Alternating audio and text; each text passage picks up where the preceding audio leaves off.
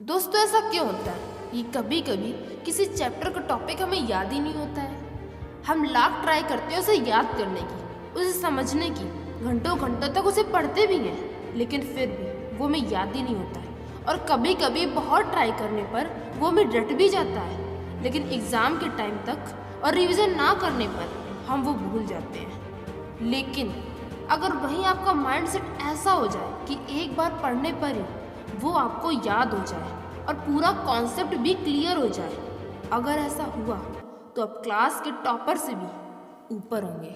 तो फ्रेंड्स, आज मैं इस वीडियो में कुछ ऐसी टिप्स बताऊंगी जिससे आपको एक बार में ही सब कुछ याद हो जाएगा। और उससे पहले आप मुझे एक बात का आंसर दीजिए, जब आप कोई मूवी देखते हो या फिर अपना कोई फेवरेट सीरियल देखते हो तो वो आपको बिना याद किए क्लियर याद क्यों हो जाता है? या फिर आप कहीं घूमने जाते हो तो विदाउट सेकेंड वो आपके माइंड में सेट क्यों हो जाता है? कभी सोचा है ऐसा क्यों होता है? मैं बताती हूँ। ये जो आपका माइंड है ना, वो सिर्फ इतना ही याद रखता है, वो सिर्फ इतना ही लर्न करता है, अपने माइंड में सेट करता है जिसमें उसको इंटरेस्ट होता है। और कहीं ना कहीं ये इंटरेस्ट अगर आपके पढ़ाई के हर सब्जेक्ट में आ जाए तो सोचो क्या होगा। एक बार किसी टॉपिक को पढ़ लो, केमिकल किसी रिएक्शन को पढ़ लो या मैथ के फॉर्मूले को पढ़ लो, तो वो आपको एक बार में ही हमेशा के लिए आपके माइंड में सेट हो जाए, तो सोचो कैसा होगा। और अब मेन कॉन्सेप्ट पे आते हैं, जो मैंने अभी आपको एग्जाम्पल दिए उससे एक चीज़ तो क्लियर है कि जो हमें बेस्ट लगता है या फिर जो हमारा दिमाग मान के चलता है कि ये अच्छा है, कुछ स्पेशल है या फिर इसमें इंटरेस्ट आ रहा है, तो वो चीज़ हमें लर्न हो जाती है। यानी कि सेंटर पॉइंट है इंटरेस्ट। जिस काम में हमारा दिमाग इंटरेस्ट लेता है उसको याद करने में वो बिल्कुल नहीं सोचता। तो पहली चीज़ निकल के आती है इंटरेस्ट। अगर आप पढ़ाई कर रहे हो और इंटरेस्ट नहीं है तो अगर आपने उसे रट भी लिया तो कोई बेनिफिट नहीं है, क्योंकि कुछ टाइम के बाद वो चीज़ आपके दिमाग में सिर्फ 40% ही बचती है। और जैसे जैसे टाइम निकलता जाता है वो चीज़ कुछ परसेंट ही बचती है। इसलिए अपने इंटरेस्ट को बढ़ाइए।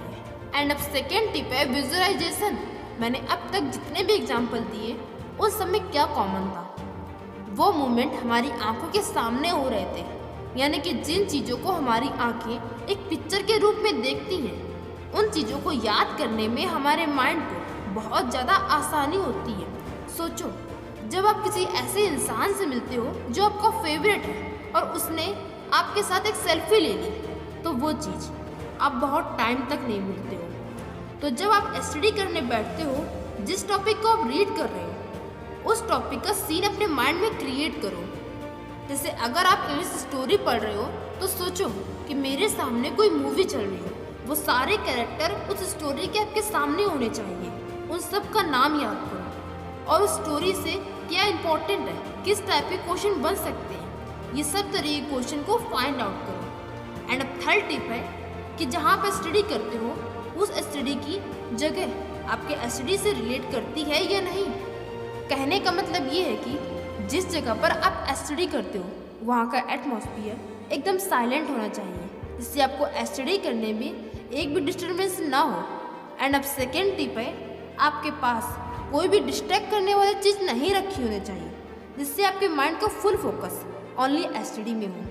तो फ्रेंड्स, इस वीडियो में मैंने कुछ ऐसे बेसिक रीजन बताएं जिसको इम्प्रूव करके आप अपने गोल को अचीव कर सकते हैं। तो फ्रेंड्स, ये वीडियो कैसा लगा और अगला वीडियो किस टॉपिक में हो मुझे कमेंट करके ज़रूर बताइएगा।